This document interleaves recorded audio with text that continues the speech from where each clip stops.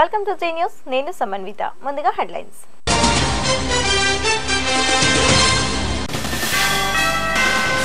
విశాఖలో రెవెన్యూ ఉద్యోగులతో సమీక్షా సమావేశం. ల్యాండ్ బ్యాంక్ అభివృద్ధిపై దృష్టి సారిస్తామన్న కేఈ కృష్ణమూర్తి.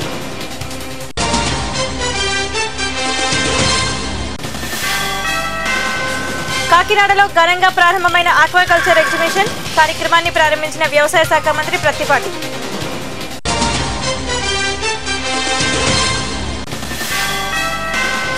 ప్రత్యేక హోదాను సాధించేందుకు చేపట్టిన చలో ఢిల్లీ కార్యక్రమం.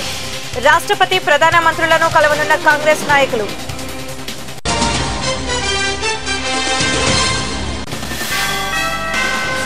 ఉరవకొండలో మీడియా ప్రతినిధులపై దాడి చేసిన వారిని శిక్షించాలి. విశాఖలో ధర్నా నిర్వహించిన జర్నలిస్టుల సంఘాలు. ఇక వివరాల్లోకి వెళితే, బంగారు ఆభరణాలపై ఎక్సైజ్ సుంకం విధింపుకు నిరసనగా రాష్ట్ర వ్యాప్తంగా బంగారు వ్యాపారస్తులు చేస్తున్న నిరవధిక దీక్షకు మద్దతు పెరుగుతోంది. తూర్పుగోదావరి జిల్లా అమలాపురంలో ఈ నెల 2వ తేదీ నుండి చేస్తున్న నిరవధిక దీక్షకు మాజీ మంత్రి Pinipe Viswarup, the association chamber of commerce Amalapuram అధ్యక్షులు కల్వకులను తాతాజీ తదితరులు తమ మద్దతు ప్రకటించారు.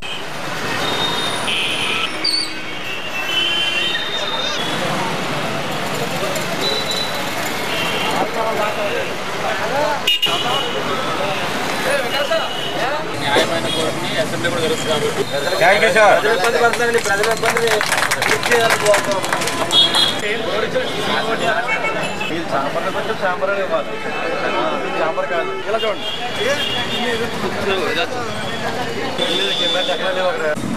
పది రోజులుగా బంగారు ఆభరణాలపై జీఎస్టీ విధింపుకు నిరసనగా దేశవ్యాప్తంగా బంగారు ఆభరణాల వ్యాపారాలు చేస్తున్నటువంటి ఆందోళనకి స్థానిక మాజీ శాసనసభ్యునిగా మంత్రిగా వారికి మా నైతిక మద్దతు తెలియజేస్తూ, గతంలో కాంగ్రెస్ పార్టీ ఈ ట్యాక్స్ని పెట్టినప్పుడు భారతీయ జనతా పార్టీ ఆ రోజు వ్యతిరేకంగా జరిగింది. ఈరోజు కేంద్రంలో ఉన్న అధికారం ఉన్నటువంటి భారతీయ జనతా పార్టీ దీన్ని విధించడం అత్యంత దురదృష్టకరం. దాన్ని వెంటనే ఉపసంహరించుకోవాలి. వారి యొక్క న్యాయమైన డిమాండ్కి ఈవేళ కేంద్ర ప్రభుత్వంలో వచ్చే ప్రధాన ఆదాయం ఈ వ్యాపారస్తుల వల్ల వస్తుంది. మరీ వారిని నిర్బంధించే విధంగా, వారి మీద అక్రమ కేసులు పెట్టే విధంగా ఈరోజు ఈ ట్యాక్స్ విధించడం వల్ల వాళ్ళు నిర్భయంగా వ్యాపారం చేసుకోవాలని పరిస్థితి వస్తుంది. కాబట్టి తప్పనిసరిగా దీన్ని ఉపసంహరించుకోవాలి. అయితే కేంద్ర ప్రభుత్వం విధించిన ఈ ఎక్సైజ్ సుంకం చట్టం ఏదైతే ఉందో ఆ చట్టం చాలా కఠినమైన చట్టం అని చెప్పేసి వ్యాపారస్తులతో భావిస్తూ ఇన్ని రోజులు నిర్వాధిక బంధుని ప్రకటించి మరి ఇచ్చేస్తుంటే ఇప్పటి వరకు కూడా కేంద్ర ప్రభుత్వం ఎటువంటి చర్చలు చేయకపోవడం చాలా దురదృష్టకరం అని చెప్పేసి ఈ సందర్భంగా తెలియజేస్తూ, విశాఖ జిల్లాలో రాష్ట్ర ఉప ముఖ్యమంత్రి కేఈ కృష్ణమూర్తి రెవెన్యూ ఉద్యోగులతో సమీక్షా సమావేశం నిర్వహించారు. ఈ సందర్భంగా ఆయన మాట్లాడుతూ, నవ్యాంధ్రలో ల్యాండ్ బ్యాంక్ అభివృద్ధిపై దృష్టి సారించామని, విండో నుంచి పరిశ్రమలకు అనుమతులిస్తున్న తరుణంలో సరిపడా భూములు ఉంచాల్సిన పరిస్థితి ఏర్పడిందన్నారు. గత ప్రభుత్వం ఎస్సీజెడ్ల పేరుతో చేసిన భూముల కేటాయింపులు లిటిగేషన్లో పడ్డాయని, అటువంటి సమస్యలు లేకుండా చూస్తామని తెలిపారు.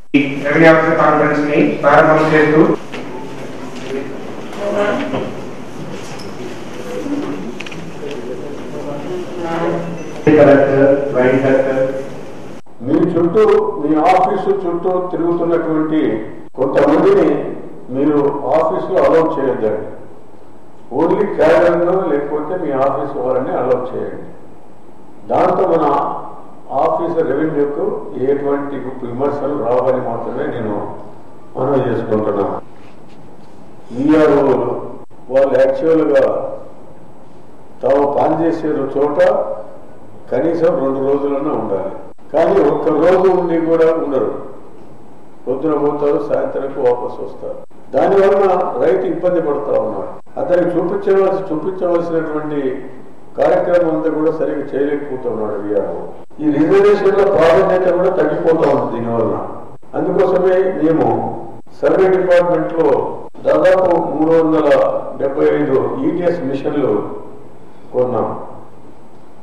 ఈ ఈటీఎస్ మిషన్లు ఇంతకుముందు ఎంఆర్ఓ కానీ విఆర్ఓ కానీ చేసే కార్యక్రమం 2 రోజులు చేసే కార్యక్రమం 2 గంటల్లో చేసే కార్యక్రమం చేయగలిగినటువంటి శక్తి ఈరోజు మేము ఇచ్చాము సర్వే డిపార్ట్మెంట్. ఇంతకుముందు గవర్నమెంట్ దాదాపు ఎస్సీ జడ్లని చెప్పి గుడ్డిగా సంతకాలు పెట్టి వేల కొలది ఎకరాలని దారదత్తం చేశారు.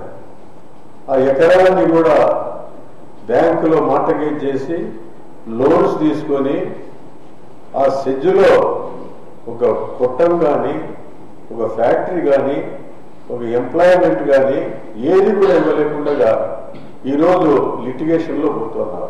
లిటిగేషన్లో పోతామంటే మనం లిటిగేషన్లో పోతే ఎన్ని సంవత్సరాలు పడుతుందో మనకే తెలియని పరిస్థితి ఉంది.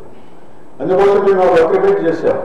ఈసారి ఎవరైనా సరే ఎస్సీ జడ్లు కానీ మా దగ్గర ఇండస్ట్రీస్ ల్యాండ్ కానీ తీసుకుంటే ల్యాండ్ వాల్యూ మాత్రమే బ్యాంకులో పెట్టుకోవాలి, అంతకంటే ఎక్కువ పెట్టడానికి మేము అంగీకరించాం అని అగ్రిమెంట్ మేము. శ్రీకాకుళం జిల్లా సింగపురం సమీపాన ఉన్న గాయత్రి కళాశాలలో ఇంటర్ చదువుతున్న విద్యార్థి ఉరివేసుకుని మృతి చెందాడు.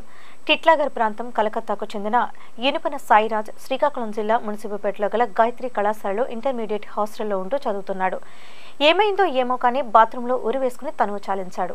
కళాశాల ప్రతినిధులు మాత్రం తాను చాలా తెలివైన వాడని, కడుపు నొప్పి తాళలేక ఈ అఘాయిత్యానికి పాల్పడి ఉంటాడని అంటున్నారు.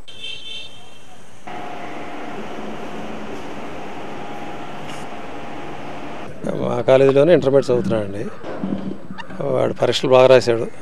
మార్నింగ్ 6 to 7 కడుపులో నొప్పి వస్తుంది, బాత్రూమ్కి వెళ్ళి వస్తాను వెళ్ళాడండి. వెళ్ళి అక్కడ రూమ్లోకి వెళ్ళి హ్యాంగ్ చేసుకోవడం జరిగింది. వెంటనే చూసి కొంచెం మాకు స్పృహ ఉండగా ఇక్కడికి తీసుకొచ్చేసామండి హాస్పిటల్కి. ఇమీడియట్గా హాస్పిటల్కి వచ్చిన తర్వాత చూసారు, వాళ్ళు చూసి వచ్చేసారు. ఆ అబ్బాయి బాగా చదువుతాడు, ఫ్రీక్వెంట్గా కడుపులో నొప్పి ఉందండి. అంటే మనకి తెలియంది వాళ్ళ పేరెంట్స్ మెడిసిన్ ఇస్తారు, ఆ మెడిసిన్ ఎప్పుడు వాడుతూ ఉంటారండి. ఎక్కువ అయినప్పుడు మాకు చెప్తే లోకల్ డాక్టర్ గారు వచ్చి చూసి ఆ మెడిసిన్ ఇచ్చి వెళ్తూ ఉంటారు. అదే అని మేము ఏమీ అనుమానం లేదు. కడుపులో తట్టుకోలేకే అతను ఏం లేదు ప్రాబ్లమ్స్. వాడు బాగా చదువుతాడు, మంచి డ్యాన్సర్. ఫస్ట్ 433 మార్క్స్ వచ్చాయండి. ఒబీడియంట్, మంచివాడు. కలకట వాళ్ళు, ఆ అబ్బాయి వాళ్ళు ఉండేది కలకట. ఆ అబ్బాయి ఫాదరు బాంబే డైయింగ్ షోరూంలో పనిచేస్తారు కలకటాలోనే. ఆ అబ్బాయి వాళ్ళ మేనమామ గారు మార్నింగ్ ఫోన్ చేశారు మా క్యాంపస్కి, ఇలా పిల్లలకి పరీక్ష ఉందా లేదా అని. ఇవాళ లేదు, మళ్ళీ సోమవారం ఉంటుందని చెప్పాం. అయితే మేము వస్తామండి, మీ పెళ్లి ఫంక్షన్కి వచ్చామన్నారు. ఆ మేనమామ గారు అబ్బాయి కూడా ఇక్కడే ఉన్నాడు. సాయిరాజు గాయత్రి హాస్టల్లో చదువుకుంటున్నాడు. ఎగ్జామ్కి వచ్చారు, సెకండ్ ఇయర్ ఎగ్జామ్లు కూడా 4 ఎగ్జామ్లు బాగా రాసుకున్నారు. సడన్ గా ఈ రోజు ఫోన్ వచ్చింది, మ్యారేజ్కి వచ్చాము, ఈ స్కూల్కి వెళ్తాము, కలిసి వెళ్ళిపోతాం అనేసి. ఆ లోపల ఇక్కడికి వచ్చేటప్పుడు చనిపోయారని చెప్పారు. ఏమన్నా పరిస్థితి లేదు. గాయత్రి కాలేజీలో ఇంటర్మీడియట్ సెకండ్ ఇయర్ చదువుతున్న సాయిరాజు అనే విద్యార్థి హ్యాంగింగ్ చేసుకున్నట్టు మాకు ఇన్ఫర్మేషన్ వచ్చింది. దాని మీద అనమాట అసలు కారణాలు ఏంటని ఇంకా ఎంక్వైరీ చేస్తున్నాం. కేసు రిజిస్టర్ చేసి దాన్ని దర్యాప్తు చేసి అసలు ఎగ్జాక్ట్ చనిపోవడానికి, అతను హ్యాంగింగ్ చేసుకోవడం కారణాలు తెలియజేసుకుంటాం. అలాగే ప్రస్తుతం మాకు స్టూడెంట్స్ వాళ్ళ ఎంక్వైరీని పెట్టంటే అతనికి కొంచెం హెల్త్ అదే కడుపులో నొప్పి అది మధ్య కొంచెం బాగట్లేదు అని చెప్పారు. పూర్తి వివరాలు అనేది ఇంకా తెలియదు, దాని మీద ఎంక్వైరీ చేస్తాం. వైఎస్ఆర్ కాంగ్రెస్ పార్టీ 6వ వ్యవస్థాపక దినోత్సవాన్ని గుంటూరు జిల్లాలో గల పార్టీ కార్యాలయంలో ఘనంగా నిర్వహించారు. వైసీపీ జిల్లా కన్వీనర్ మరి రాజశేఖర్ పార్టీ పతాకాన్ని ఆవిష్కరించి తమ పార్టీ ప్రజల పక్షాన అండగా నిలిచి పోరాటాలు చేస్తుందన్నారు. ఎన్నికల్లో ఇచ్చిన హామీలను అమలు చేయడంలో చంద్రబాబు ప్రభుత్వం విఫలమైందని, టీడీపీ ప్రజలను అన్ని విధాలా మోసం చేస్తోందని ఆరోపించారు.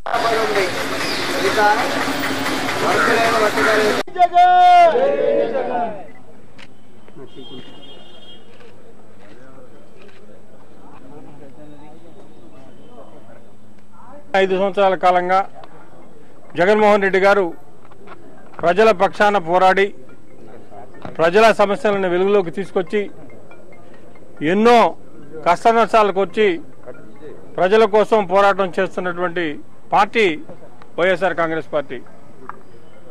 జగన్మోహన్ రెడ్డి గారు పార్టీ ఆవిర్భవించినప్పటి నుంచి కూడా ఎన్నో సమస్యలు తీసుకున్నాడు. నీటి సమస్య కానీ, విద్యార్థుల సమస్య కానీ, రాజధాని రైతుల సమస్య కానీ అనేక రకాలైనటువంటి సమస్యలు తీసుకొని ప్రతి సమస్య మీద కూడా పోరాడి ఆయన ప్రజలకి న్యాయం చేయడం జరుగుతూ ఉంది.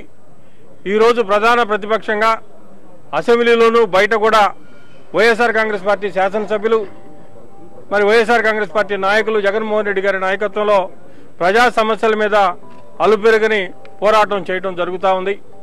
మరి ఈనాడు మనం చూస్తూ ఉన్నాం, ఈ రాష్ట్రంలో చంద్రబాబు నాయుడు గారు అనేక మోసపరకమైనటువంటి మాటలు చెప్పి, మాయ మాటలు చెప్పి, అబద్ధాలు చెప్పి అధికారంలోకి రావడం జరిగింది.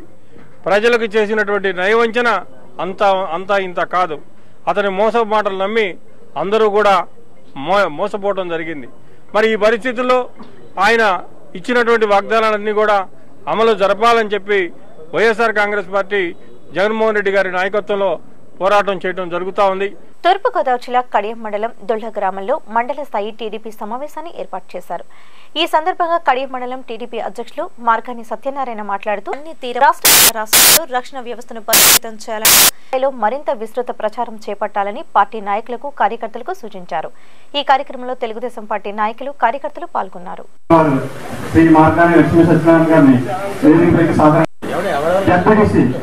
వారు రాలేదు కాబట్టి వారి నాన్నగారు పండుగ వేదికపై సాధారణంగా ఆహ్వానిస్తున్నాం. వేదిక మీద ఉన్న పెద్దలు మార్గం సత్యనారాయణ గారు ఎలుగుని ప్రశ్న చాలా చక్కగా ఉంది. కన్నుల పండుగ త్వరలో పసుపు పొలం నడుస్తుంది. అదేవిధంగా ఇంకా కొంత పసుపు కూడా కనపడుతుంది. మరి ఏం చేస్తున్నా క్లారిఫికేషన్ ఇస్తున్నాం. కొన్ని మండలాల్లో, కొన్ని గ్రామాల్లో ఈ కాపు కమిటీ అందరూ కూడా చాలా సంతోషంగా వ్యక్తపరిచి వారందరూ కూడా గ్రామాల్లో ర్యాలీ చేస్తారు మన పార్టీ తరఫున.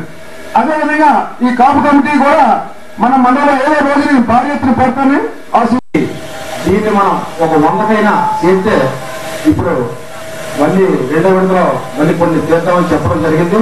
అలాగే ఆయన కాపు లోన్స్ 100 ఇవ్వడానికి కూడా అంగీకరించారు. ఆ 100 కూడా మేము సెలెక్ట్ చేసి అన్ని ఊళ్ళ నుంచి ఆ యొక్క గ్రామాల్లో ప్రెసిడెంట్లకి, ఎంపీటీసీలకి, వారికి అర్హులైన వారందరికీ కూడా అది ఇచ్చేలాగా ఏర్పాటు చేసి ఆ 100 లోన్స్ కూడా పెట్టడం జరిగింది.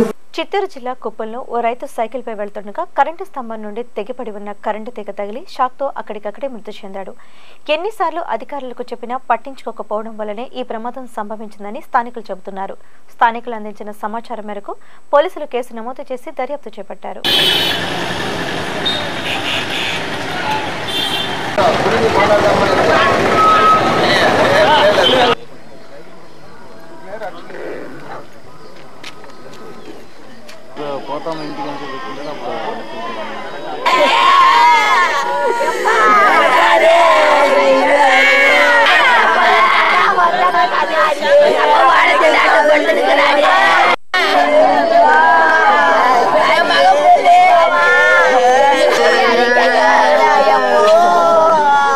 తీగలంతా కిందే ఉండేవి, లూజుగా ఉండేవి. పట్లు పడితే తెగి పడిపోతుంది.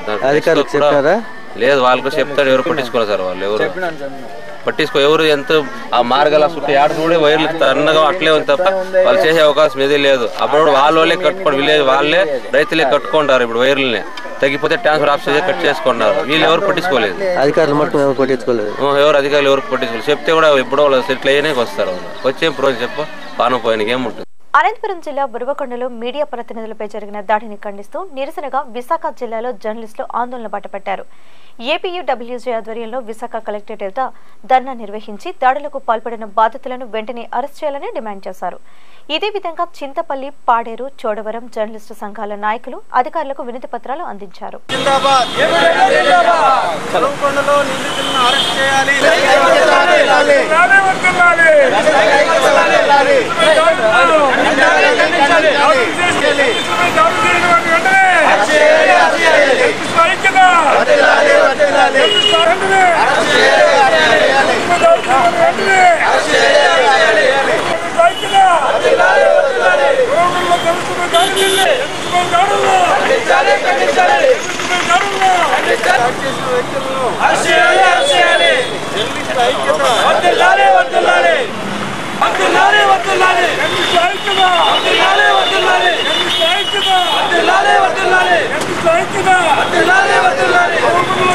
తూర్పుగోదావరి జిల్లా ప్రధాన కేంద్రమైన కాకినాడ ఏపీడీసీ సంస్థ మరియు ఆంధ్రప్రదేశ్ సంయుక్త సహకారంతో 3 రోజుల పాటు జరిగే ఆక్వా బిచ్ కార్యక్రమాన్ని కాకినాడ జిల్లా స్పోర్ట్స్ అథారిటీలో రాష్ట్ర వ్యవసాయ శాఖ మంత్రి ప్రతిపాటి పుల్లారావు ప్రారంభించారు. ఆక్వా కంపెనీ ఏర్పాటు చేసిన స్టాల్స్ ను ప్రతిపాటి పుల్లారావు, జిల్లా collector Arun Kumar, ZP chairman Namana Rambabu పరిశీలించారు. దాదాపు 100 సంస్థల తాలూకా ఆక్వా రంగపు ఉత్పత్తులను ఈ కార్యక్రమంలో ప్రదర్శించారు.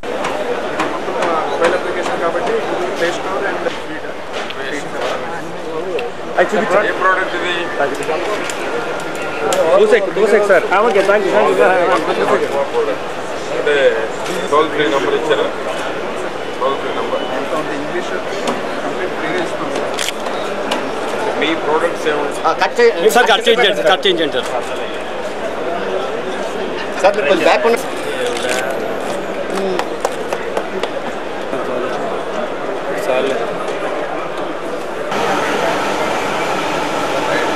సార్ అలా చూపించండి సార్. కాకినాడలో ఈ యొక్క స్టేడియంలో సిఐఐ మరియు ఏపీటీడీసీ సంయుక్తంగా ఈ ఆక్వా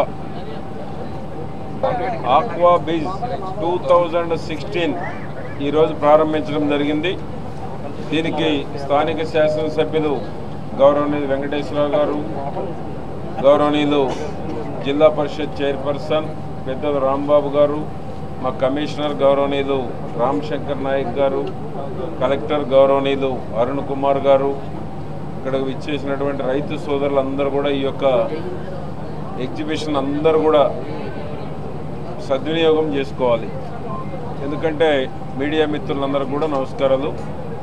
ఈ 2016 ఆక్వా బిజ్ వల్ల రైతుల్లో ఒక అవేర్నెస్, రైతుల్లో ఒక అవగాహన, న్యూ టెక్నాలజీ ఏమొస్తూ ఉంది, ఈ న్యూ టెక్నాలజీని ఎప్పుడైతే రైతులు అందిపుచ్చుకుంటారో అప్పుడు వాడి యొక్క ఉత్పత్తులు ఫిష్ కావచ్చు, ఆక్వాలో ఫ్రాన్ కావచ్చు, షింప్ కావచ్చు, ఈ వెరైటీలు అన్నిటికీ కావాల్సినటువంటి ప్రోటీన్స్ని వాటికి ఏ విధంగా అధిక దిగుబడి, ఎక్కువ దిగుబడి సాధించేటువంటి దానికి ఎక్కువ వెయిట్ ఫ్రాన్లో ఎంత కౌంటు వస్తే అంత మంచిది. కాబట్టి అవి సాధించాలి అంటే ఈ న్యూగా వచ్చేటువంటి ప్రోడక్ట్స్ అన్నిటి పట్ల కూడా రైతుల్లో ఒక అవగాహన రావాలి. పర్యావరణ పరిరక్షణకు దోహదపడే విధంగా సైకిల్ వినియోగాన్ని ప్రోత్సహించేందుకు గాను ఈ నెల 27వ తేదీన గుంటూరు జిల్లాలో గల ఎల్వీఆర్ అండ్ సన్స్ క్లబ్ నుండి భారీ సైకిల్ ర్యాలీ ప్రారంభించనున్నట్లు గుంటూరు జిల్లా ఆంధ్ర బైసికల్ క్లబ్ సభ్యులు మీడియా సమావేశంలో కార్యక్రమానికి సంబంధించిన వివరాలను తెలియజేశారు.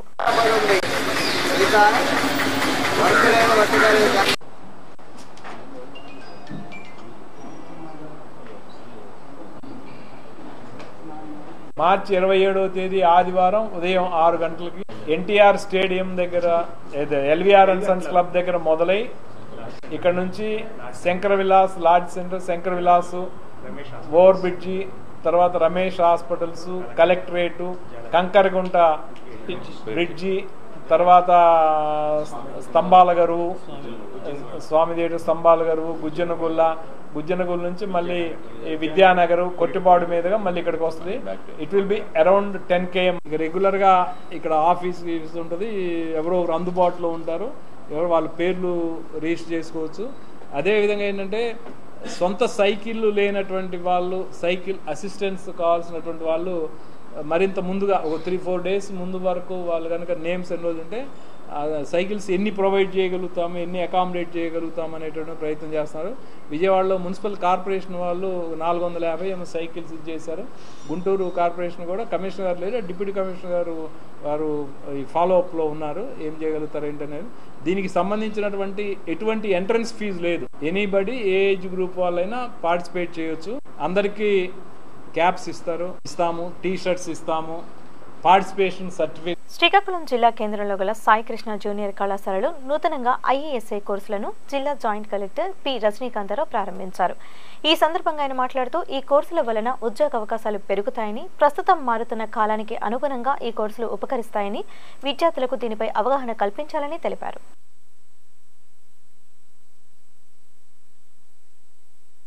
నమో బ్రహ్మణే నమస్తే వాయో తమే ప్రత్యక్ష బ్రహ్మాసి తామే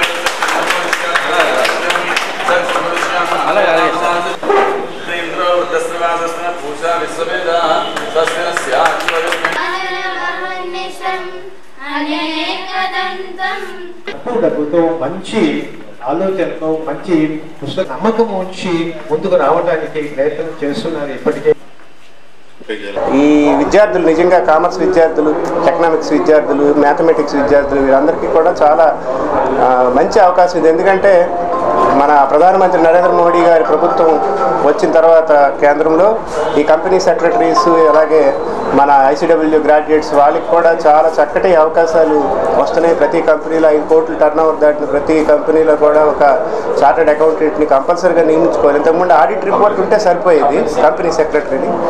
కాబట్టి ఈ కంపెనీ సెక్రటరీ ఇటువంటి వాళ్ళకి ప్రైవేట్గా అయితే సత్తా ఉన్న క్యాండిడేట్లు మన ఉద్యోగస్తులు కానీ ఇతర వ్యాపారాల్లో కూడా సంపాదించలేనటువంటి మంచి బాగా ఆర్జన అవకాశం ఉన్న రంగం ఇది. అదే రకంగా ఇప్పుడు ఉద్యోగ అవకాశాలు కూడా పెరిగాయి. ఎందుకంటే భారతదేశంలో విస్తృతంగా ఇప్పుడు స్టార్టప్లు వస్తున్నాయి. ప్రతి స్టార్టప్ కూడా తక్కువలో ఏది లక్షల్లో లేదు, కోట్ల రూపాయల విలువైన స్టార్టప్లు వస్తున్నాయి. ఆ స్టార్టప్లకు ప్రభుత్వం ఎంతో ప్రోత్సాహం ఇస్తుంది, కేంద్ర రాష్ట్ర ప్రభుత్వాలు, మన చంద్రబాబు నాయుడు గారి ప్రభుత్వం కూడా. కాబట్టి ఈ కోర్సుకి ఇక్కడ ఉజ్వల భవిష్యత్తు ఉంటుంది. మరి ఎంత విలువైన సమయం అంటే ఇది పెద్ద పెద్ద ల్యూమినరీస్ కూడా ఈరోజు చైర్మన్ గారు, సెక్రటరీ గారు, అలాగే కోర్స్ డైరెక్టర్ గారు, కంపెనీ మన secretaries, institute of company secretaries నుంచి ఇక్కడికి ఇచ్చేశారంటే నిజంగా చిన్న విషయం కాదు ఇది. విద్యార్థులు ఈ అవకాశాన్ని చక్కగా వినియోగించుకొని ఈ స్టడీ సెంటర్ని వినియోగించుకొని వారి భవిష్యత్తుని తీర్చిదిద్దుకుంటారని ఆశిస్తున్నాను. విశాఖ కేంద్రంగా రైల్వే జోన్ సాధన కోసం మరోసారి రైల్వే జోన్ సాధనా సమితి నిరసన బాటపట్టింది. విశాఖ జిల్లాలో గాంధీ విగ్రహం వద్ద గళమెత్తిన సాధనా సమితి సభ్యులు ఖచ్చితంగా జోన్ను ప్రకటించాలని ప్రధాన డిమాండ్ చేశారు. రాష్ట్ర విభజన నేపథ్యంలో ఏపీకి న్యాయం చేస్తామని గొంతెత్తిన నాయకులు ఈ రోజు ఏం చేస్తున్నారని మండిపడ్డారు.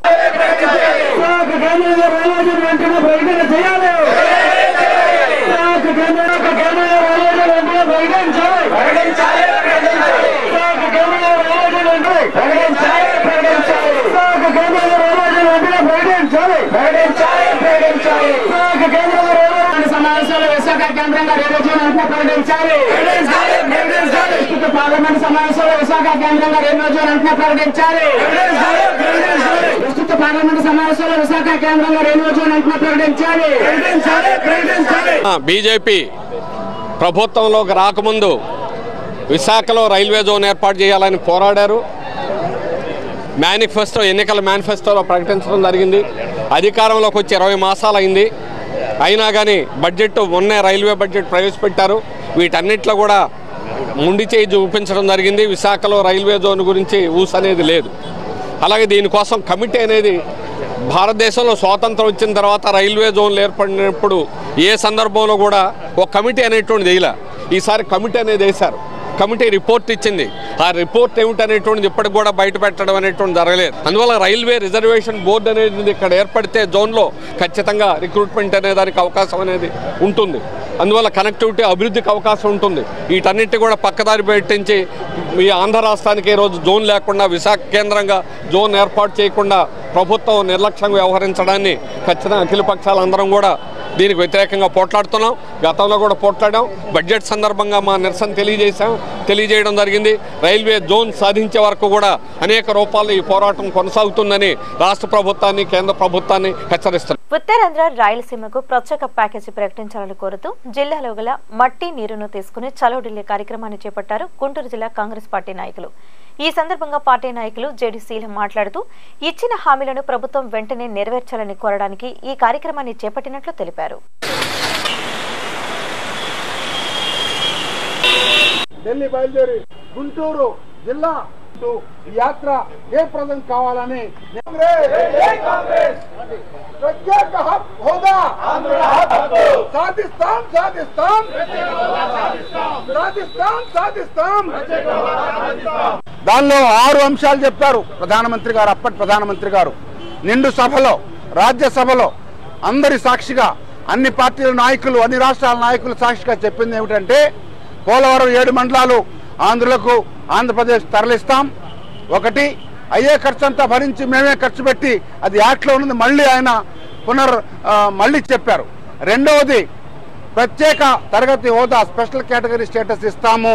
దానివల్ల ఆంధ్రప్రదేశ్ చాలా నష్టపోయింది. కాబట్టి తెలంగాణ కాదు ఏర్పడింది, ఆంధ్రప్రదేశే ఏర్పడింది. రాజధాని నిర్మించుకోవాలి, అన్నీ ఇక్కడ కొత్తగా పరిశ్రమలు ఏర్పాటు చేసుకోవాలన్న పరిస్థితుల్లో మనం ప్రత్యేక హోదా ప్రకటించారు. అదేవిధంగా బుందేల్ఖండ్కి, కోరాపుట్, భోంగిర్, కలహండి, ఒరిస్సాలో ఉన్న రాష్ట్రాలకు ఇచ్చినటువంటి ప్రత్యేక ప్యాకేజీ మన 7 జిల్లాలకు, రాయలసీమకు, ఉత్తర కోస్తాకి ఇస్తానని ఆ రోజు వాగ్దానం చేశారు. కాంగ్రెస్ హక్కు కాంగ్రెస్ పార్టీ తెచ్చినటువంటి ప్రత్యేక హోదా అని చెప్పి ఈరోజు అందరూ కలిసి నాయకులందరూ మరి ఢిల్లీ వెళ్ళి ప్రధానమంత్రి గారికి 1 కోటి సంతకాలు ఇక్కడ చేయించారు ప్రజల చేత.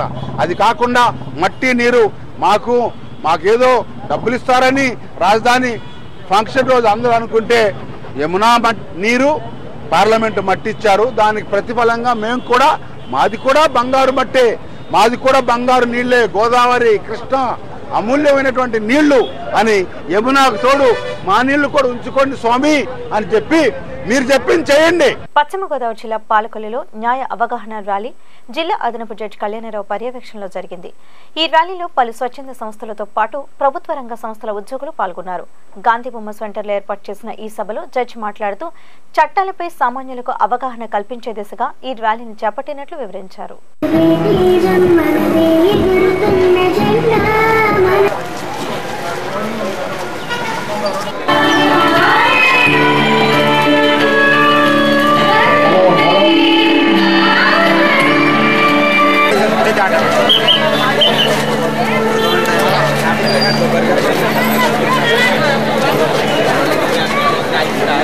మరి చట్టం ప్రభుత్వం కోసం కాదు మన కోసం అనే విషయం మనందరికీ కూడా తెలియాలి కనుక పాలకులు కూడా సాంస్కృతిక కళా ఇక్కడ హాజరైన ప్రతి ఒక్కరికి నా నమస్కారం. మరి ఈరోజు భారతదేశంలో మరి ఒక అత్యున్నతమైనటువంటి వ్యవస్థ, ఎందుకంటే ప్రజాస్వామ్య భారతదేశంలో ఒక అత్యున్నతమైనటువంటి వ్యవస్థలు ఉన్నాయి.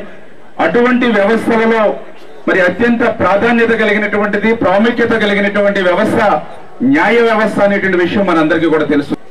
అటువంటి పవిత్రమైనటువంటి న్యాయ వ్యవస్థ ఏదైతే ఉందో మరి దాన్ని ఈరోజు ప్రజలకు సంబంధించినటువంటి సేవా కార్యక్రమాల పట్ల, ప్రజలకు కూడా ఒక స్ఫూర్తిదాయకమైనటువంటి కార్యక్రమాల పట్ల, ప్రజల్లో కూడా ఒక మంచి కార్యక్రమాల పట్ల ఒక అవేర్నెస్ కూడా కల్పించాలనేటువంటి వాటి మీద కూడా ఒక సామాజికమైనటువంటి నేపథ్యంలో కూడా మరి ఇటువంటి కార్యక్రమాలు చేపట్టడం కూడా చాలా సంతోషం. వారి లేఖ ప్రకారం మండల్ లీగల్ సొసైటీ కమిటీ ఈ యొక్క 10K లీగల్ రన్ నిర్వహిస్తుంది. ఈ రన్ ద్వారా ప్రజలకు చట్టాల పట్ల అవగాహన కల్పించడంతో పాటు తత్వ న్యాయాన్ని అందజేయడానికి నిర్వహిస్తూ ఈ యొక్క 10K రన్ ప్రజలు లబ్ధి పొంది ప్రశాంతమైన జీవనాన్ని, సత్వర న్యాయాన్ని పొందుతారని ఆశిస్తున్నాను. ప్రత్యేక హోదాను సాధించేందుకు కాంగ్రెస్ పార్టీ చలో ఢిల్లీ అంటూ రాజధానికి పయనమైంది. పీసీసీ చీఫ్ రఘువీరారెడ్డి, మాజీ మంత్రి బాలరాజుతో పాటు పలువురు నేతలు విశాఖ రైల్వే స్టేషన్ నుంచి ఏపీ ఎక్స్ప్రెస్లో ఢిల్లీకి బయలుదేరారు. విభజన చట్టంలో హామీల ప్రకారం ఏపీకి ప్రత్యేక హోదా రావాల్సిందేనని, ఇందుకోసం ఈ నెల 14వ తేదీన రాష్ట్రపతి ప్రధాన మంత్రులను కలిసి ఏపీ డిమాండ్లను వారి ముందుంచుతామని అన్నారు.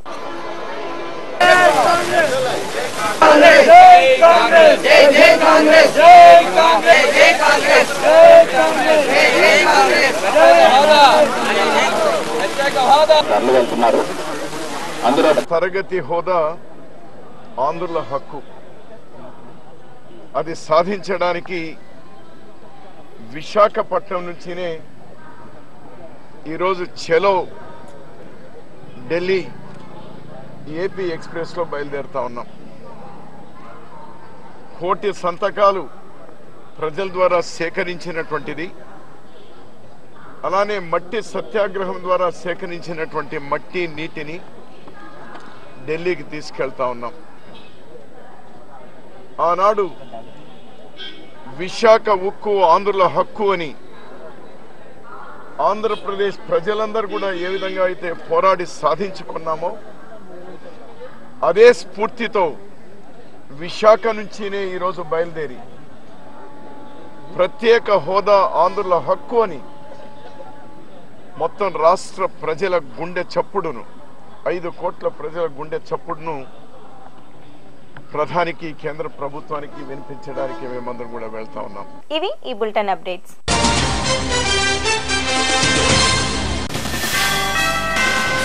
విశాఖలో రెవెన్యూ ఉద్యోగులతో సమీక్షా సమావేశం.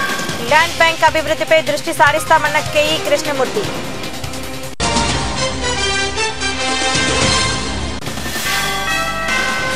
కాకినాడలో ఘనంగా ప్రారంభమైన ఆక్వాకల్చర్ ఎగ్జిబిషన్. కార్యక్రమాన్ని ప్రారంభించిన వ్యవసాయ శాఖ మంత్రి ప్రత్తిపాటి.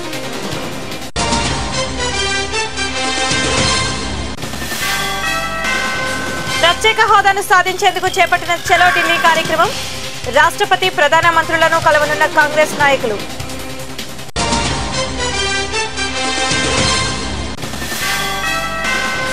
ఉరవకొండలో మీడియా ప్రతినిధులపై దాడి చేసిన వారిని శిక్షించాలి. విశాఖలో ధర్నా నిర్వహించిన జర్నలిస్టుల సంఘాలు.